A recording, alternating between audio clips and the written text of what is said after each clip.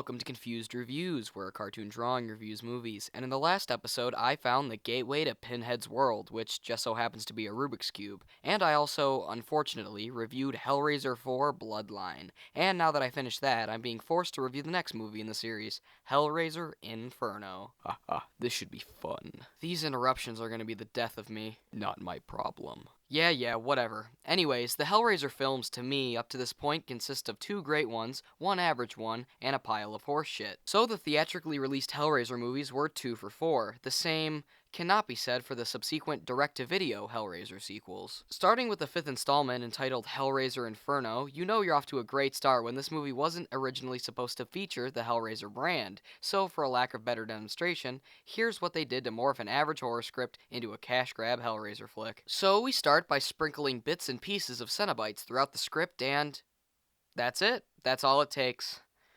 Oh boy. And as expected, series creator Clive Barker also hates every single one of the Hellraiser sequels he had no direct involvement in, and I really can't blame the guy. Man, this movie's already batting 1,000, so let's just dive into this movie and see if it's an underrated psychological horror movie or a shitty cash grab with the Hellraiser name attached. This is Hellraiser Inferno. So the film begins with our hero, Joseph Thorne, played by Craig Sheffer, playing an extreme game of chess. He wins because he's supposed to be a genius or whatever, and we also see he's a druggie. Excellent way to make us feel sympathetic for this character right off the bat. He also starts one of many monologues. The world was full of riddles and mysteries and puzzles. Wonder if he's going to be paired with the puzzle box. He continues his narration for way too long until we cut over to a crime scene where we meet his partner, Tony Nanonin, played by Nicholas Tutterow. Wait a second. Where have I heard that name before? Ah, here it is. He was in The Longest Yard. Well, he has been in worse Adam Sandler flicks, so at least there's that. Thorne and his partner enter the house and find a body that was once visited by a certain nail-covered Cenobite. It turns out Pinhead killed Ronnie Yu's cousin, and Joe explains how he tortured the poor guy in high school. Really makes you feel bad for this guy. And leading right into another instance of douchebaggery, he finds more drugs in a book and uses his Houdini-level magic skills to make it disappear. God, I'm only 7 minutes in and I already hate this guy. He does more snooping around until he finds the puzzle box and a candle containing a child's finger. Jeez, Bed Bath & Beyond is really out of candle flavors. And since it's been 30 seconds since I wanted to kick his teeth down his throat, Joe also takes the money from the recently deceased man's wallet. Asshole. Also, the money must not have quenched his thirst for stealing, as for the hell of it, he steals the puzzle box too, because we gotta get this plot moving somehow. We head to his humble abode, and we see he has a wife and daughter, somehow, who he immediately ditches to do what else? Fuck a random hooker using the dead guy's money. And drugs. Splendid. We then bounce into a bright, glowing sex scene, which, compared to the rest of the series, is fucking weak. I don't even have to edit my face onto anything. Don't worry, buddy. You'll be back soon enough. I'm doing a Friday the 13th movie next, after all. It's over in seconds, and Thorne heads to the bathroom to freshen up, and instead of looking at a magazine or hell using a Game Boy, he decides now is a good time to try out the puzzle box. It does all the normal puzzle boxy things, and instead of causing a gruesome chain-related death, he just walks around in a green-tinted room and goes into a gloomy hallway. I am on the edge of my seat right now. Anyways, we see the wire twin Cenobites, and they look pretty good, at least compared to the dog Cenobite from the last movie. Anything looks better than that. He also gets oddly aroused from the two grabbing around in his torso and smearing blood on him. Weird. He finally realizes he's only into adultery and not these weird blood-related fetishes and runs away, only to be met by the new, small version of the Chatter Cenobite. We also get to the moment we've all been waiting for. Yes! Fuck yes! Oh, great. The movie's over. And that was... What? There's still an hour and 15 minutes left? What the fuck? Where are you going? Fuck this. I'm done. You know, there's a formula for the Cenobite kills. It's been established. You get killed by them in a gruesome way, and you're dead. That's it. But we're only 5 movies in. Why not change up the rules just to piss me off? Anyways, he's not dead, and we cut back to the police station. The asshole and his partner are fucking around when he gets a phone call from the hooker, who dies? Or drowns?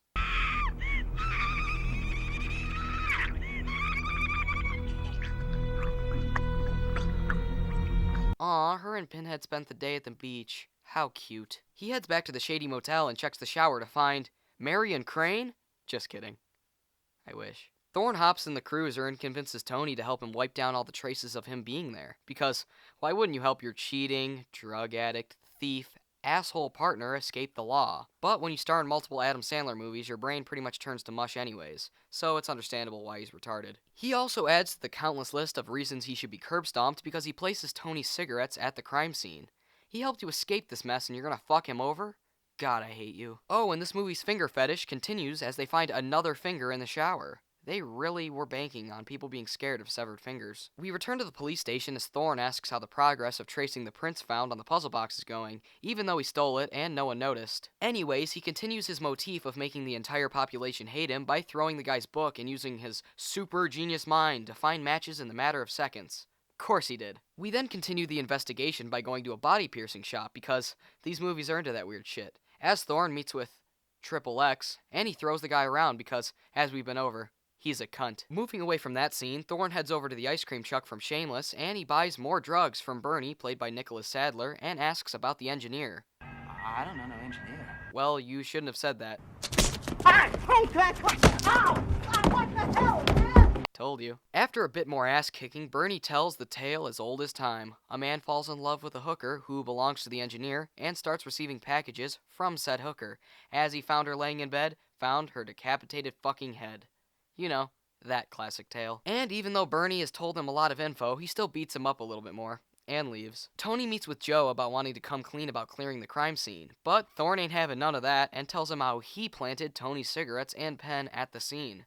What a scumbag. He tells him that they'll both be fine if he just doesn't snitch. No time for that though, as some random kid rolls in to give the guy a videotape. He throws it on right in the middle of the bar, and its contents include the footage of Bernie being killed with a whip with little chains on it. Oh, and No Face is also shown burning the prints off another fucking finger. And of course, the tape gets erased before anyone can be shown it.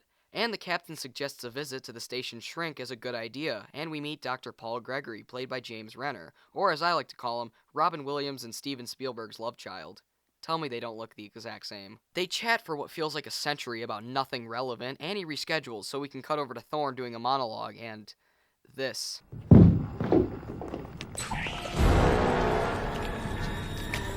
What? The shit biscuit? Okay, that's definitely one of the weirdest shots in this entire series, hands down. And we soon see the cops found Bernie's corpse, exactly how he described it. Man, does he look totally guilty right now. Like, you're fucked guilty. And since we gotta get the plot rolling, Tony and Joe head over to the Deep South and tries to find answers. Are you the engineer?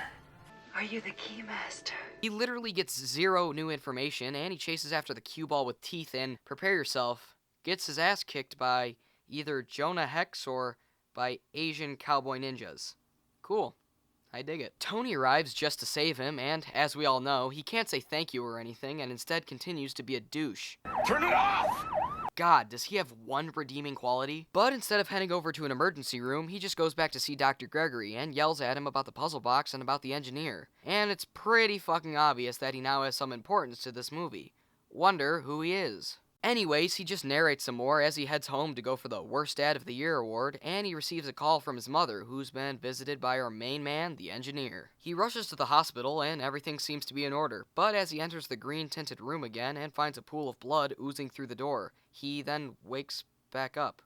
What? He repeats the cycle, but this time finds no parents, and instead sees the Kool-Aid Man committed suicide on their bed. He finds a cute little present of, not one, but 2 fingers, and an address. Getting pretty advanced. And for his final time ever, Tony tries being a decent guy to Thorne, and he punches Tony. He heads to the address provided, and sees Tony be killed. Maybe I'd feel bad for you losing your partner if this didn't happen not even a minute ago. He then gets a call from the engineer, telling him to go home. He then rushes back home and finds his family frozen to death. And again, I'd feel bad for you if you didn't treat them like shit this whole movie. You know, by cheating on them and shit. Oh, and Gregory was the engineer the whole time. Whoa, didn't see that coming. Oh, and the finger that was put in Tony's mouth was Thorne's.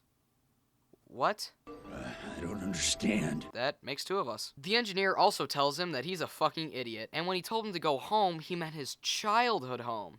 Be a little bit more clear next time.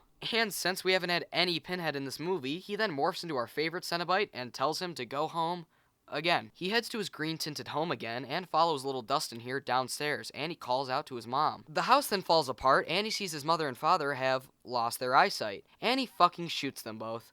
I don't know if I should consider this a good thing because otherwise he'd be killed, or horrible because he shot his own fucking parents. Let's just say horrible. He's not been a good guy. He also shoots the hooker and Tony. Oh, and a little bit of symbolism. Ha, I get it. He backstabbed him.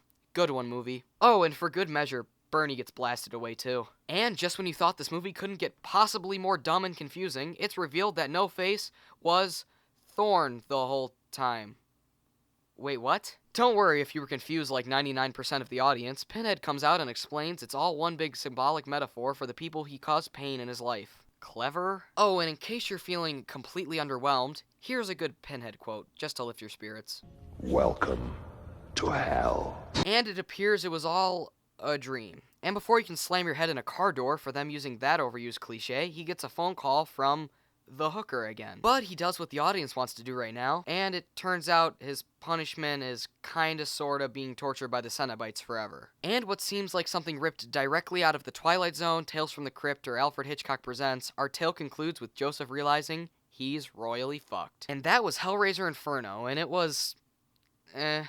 I've never reviewed a psychological horror movie before, but this being the one that pops the cherry was a bad one to start with. To start off with the good, Craig Sheffer gave a good performance, but he's so ungodly unlikable that I wanted him dead by minute 5. And obviously that's what's supposed to be the case, but what really sucked is after 99 minutes, you don't get any satisfying death because he's already in an indirect hell by the end. And meshing the Hellraiser concept with the psychological elements wasn't the worst idea and worked to an extent, but could have been improved on a lot. But on the opposite side of that, the bad things include the fact that the Cenobites aren't really in it that much, especially Pinhead. No Face is basically the main Cenobite of this movie. Now, I complained in my Bloodline review that showing too much Pinhead makes him not scary, but having him in only 2 scenes makes him not a character and instead a glorified cameo. Making this idiot our main villain pales in comparison to Doug Bradley's magnum opus. Also, the mystery parts of the film weren't really a mystery, being that Dr. Gregory was introduced halfway through and it became pretty obvious that he was going to be the villain. Now, if Tony was the engineer, that'd be a good twist because he's established and is in most of the movie. Or maybe just have the engineer be in most of the movie. But it surprisingly has a few good things in it, and I'd say I like this movie a bit more than Bloodline. But it's still rather boring, predictable, and lacking in a strong villain. I'm going to give Hellraiser Inferno a D+, because it's fine as a one-time watch, and a bit better than the 4th installment, but I won't be revisiting this one like I do the first 2, and even the third to an extent. And like I say every goddamn time, it could be a lot worse. Like having found footage or some shit. Oh wait. Nice work. Yeah, but it's done and over with now. Yes, you've suffered enough these last 2 episodes. Does this mean it's time to tackle Hellseeker? Not so fast, bub. I've done 2. That's more than enough for now. Oh yeah, what are you going to do to stop me? This. Aw, fuck. Ha! Bye-bye. Now, I need to put this somewhere safe. Ah, I know.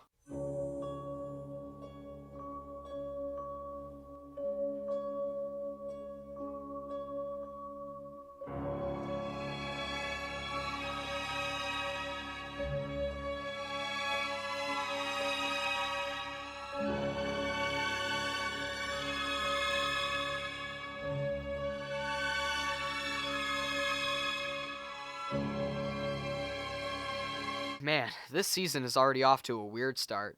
Anyways, I'm Confused Reviews, thanks for watching, and be ready for the next episode.